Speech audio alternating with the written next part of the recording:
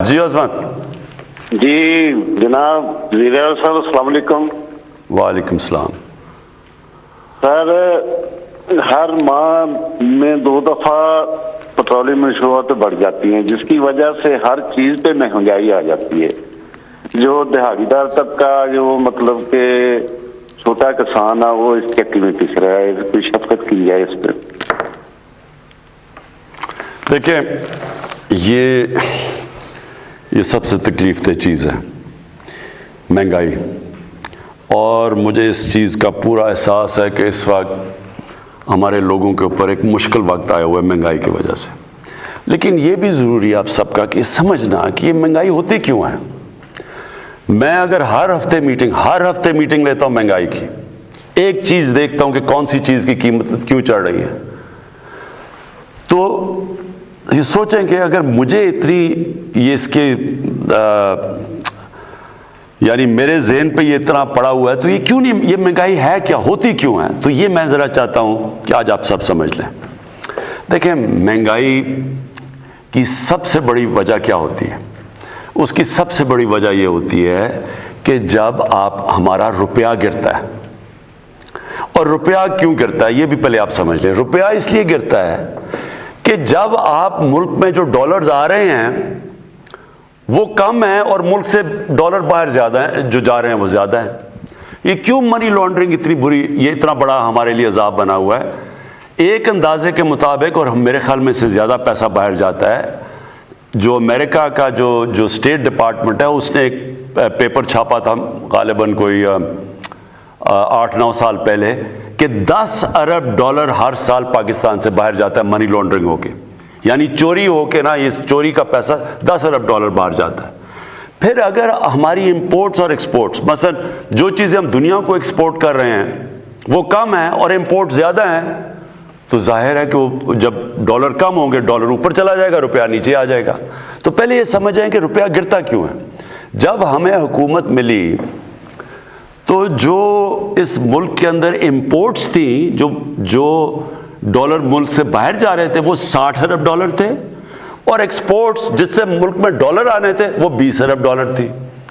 پاکستان کی تاریخ کا سب سے بڑا یہ خسارہ تھا جس کو ٹریڈ گیپ کہتے ہیں. اور جو کرنٹ اکاؤنٹ ڈیفیسٹ تھا، یعنی کہ جو ٹوٹل ڈالر ملک سے باہر جاتے ہیں اور اندر آتے ہیں، یعنی جو ہم ریمیٹنسز بھی شامل کر لیں، تو وہ 20 ارب ڈالر تھا، جو سب سے زیادہ پاکستان کی تاریخ کا خسارہ تھا. اس سے کیا ہوا، جیسی ہماری حکومت آئی پریشر پڑ گیا روپے پہ، اور پچھلی حکومت نے اربوں ڈالر خرچ کیا تھا روپے کو اوپر رکھنے کے لیے. وہ کیا کرتے ہیں، جب روپے پہ پریشر پڑتے ہیں تو آپ ڈالر پھینکنے شروع ہو جاتے ہیں مارکیٹ میں. تو ہمارے پاس ڈالر ہی نہیں تھے مارکیٹ میں پھینکنے کے لیے، کیونکہ ہمارے پاس ریزروز ہی نہیں تھے.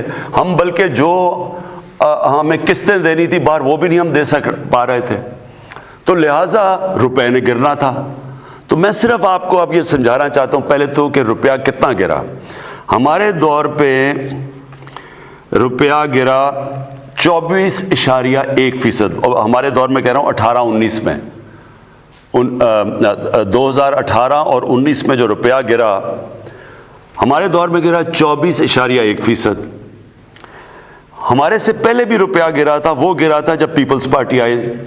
جب پیپلز پارٹی آئے تو روپیہ گرا 25.5%، 2008-9 میں. 2008 جب ان کا روپیہ گرا تو جو سی پی آئی، اور یہ سارے آپ دیکھ سکتے ہیں اسٹیٹسٹکس، جو کنزیومر پرائس انڈیکس جسے کہتے ہیں، جو بتاتا ہے کہ کتنی مہنگائی ہوئی، وہ 17% تھی. اور ہمارے 18-19 میں جب 24.1% روپیہ گرا تو 7.3% تھی.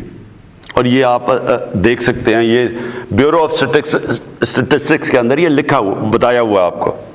اب یہ کیوں، اب جب یہ روپیہ گرتا ہے تو کیا ہوتا ہے پہلے یہ سمجھیں. سب سے پہلے تیل مہنگا ہو جاتا ہے. تیل مطلب پٹرول اور ڈیزل مہنگا، اس کا مطلب ٹرانسپورٹ مہنگی. اس کے بعد بجلی مہنگی، کیونکہ آدھی بجلی بنتی ہے تیل سے، اور پھر جو باقی بجلی کے کانٹریکٹ سائن کیے ہوئے ہیں وہ سارے ڈالرز میں کیے ہوئے ہیں. تو جیسے ہی روپیہ گرا جو ڈالر کی چیزیں ساری مہنگی ہو گئی. پھر جو ہم چیزیں امپورٹ کرتے ہیں، سب سے پہلے گھی، تقریباً سارا گھی ہم امپورٹ کرتے ہیں باہر سے، وہ مہنگا۔ چائے مہنگی، چائے باہر سے امپورٹ کرتے ہیں۔ پھر دالیں مہنگی، جو عام آدمی بیچارہ کھاتا ہے، تقریباً 70% دالیں باہر سے ہم امپورٹ کرتے ہیں، وہ مہنگی ہو گئی۔ تو جب بجلی مہنگی ہوئی، مزید اور چیزیں مہنگی ہو گئی۔ پھر گیس، اب آدھی گیس ہماری جو ہم پاکستان میں گیس نکلتی ہے وہ کم ہوتی جا رہی ہے، جو باہر سے ہم گیس لیتے ہیں وہ مہنگی ہے، تو جب وہ گیس بھی مہنگی ہو گئی، تو ساری چیزیں مہنگی ہو جاتی ہیں جب آپ کا روپیہ گرتا ہے۔ اس لیے ہماری گورنمنٹ پوری کوشش کر رہی ہے پاکستان میں ایکسپورٹ بڑھانے کی، اور مجھے بڑی خوشی ہے کہ پچھلے مہینے ریکارڈ ایکسپورٹس بڑھی ہیں ہماری۔ جب تک ہماری ایکسپورٹس نہیں بڑھیں گی، اور اللہ کا شکر ہے ریکارڈ ریمیٹنسز بڑھی ہیں، یعنی کہ جو باہر پاکستانی بینکوں کے تھرو پیسے بھیجتے ہیں وہ بھی بڑھی ہیں، اور اس کی وجہ سے 17 سال کے بعد پاکستان کا 5 مہینے مسلسل، جس کو کرنٹ اکاؤنٹ کہتے ہیں، کہ ہم جتنے ہمارے ڈالر آ رہے ہیں اندر اور ہمارے ڈالر باہر جا رہے ہیں، ہم نے اس کو بیلنس کر لیا، ہمارا خسارہ ختم کر دیا ہم نے، کیونکہ ہم نے ایکسپورٹس بھی بڑھائی ہیں اور ہماری ریمیٹنسز بھی بڑھی ہیں، اور ہمارا ملک صحیح راستے پہ لگ گیا ہے۔ تو اور اگلی چیز جو ہم نے کرنی ہے، انویسٹمنٹ ملک میں لے کے آنی ہے، وہ تیسری چیز ہے۔ تو جیسے جیسے ہم اب قدم اٹھا رہے ہیں، ڈالرز ہمارے ملک میں زیادہ آئیں گے، ہمارا روپیہ سٹرونگ ہو جائے گا۔ جب روپیہ ٹھیک ہوگا تو یہ آپ کا سب سے بڑا مہنگائی کا مسئلہ تب ختم ہوگا۔ دو اور چیزیں ہمیں مسئلے ہوئے، ایک 2 سال ہماری گندم کی کراپ کم ہو گئی، گندم کم ہوئی پاکستان میں۔ کیوں ہوئی؟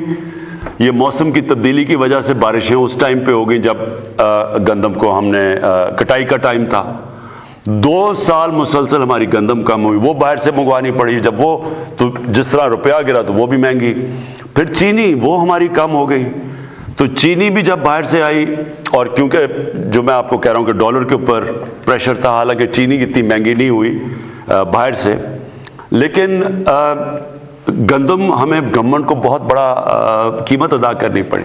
تو کہنے کا آخر میں مقصد یہ ہے، مجھے پورا احساس ہے، سارا وقت میں مانیٹر کر رہا ہوں، پوری کوشش کر رہے ہیں کہ ہم مہنگائی کو روکیں، اور اللہ کا شکر ہے اس وقت مہنگائی جب ہم آئے تھے گورنمنٹ میں، اس سے پہلی دفعہ اس سے کم مہنگائی ہے اس باری، اس مہینے، جو میں نے کہا بھی آج میڈیا پہ۔ تو تھوڑا آپ کو صبر کرنا پڑے گا۔ ایک برے معاشی حالات میں، ایک مقروض ملک میں جس نے قرضے لیے ہوئے تھے، آہستہ آہستہ جیسی ہماری معیشت ٹھیک ہوگی، انشاءاللہ اس کے اوپر مکمل قابو پا لیں گے۔ جی، کالز کا سلسلہ جاری ہے۔ آپ پرائم منسٹر پاکستان عمران خان سے بات کر رہے ہیں۔ کون بات کر رہی ہیں، کہاں سے؟ جی، میں بادشاہ بات کر رہی ہوں، آئرلینڈ سے۔ جی، کیا سوال ہے آپ کا پرائم منسٹر سے؟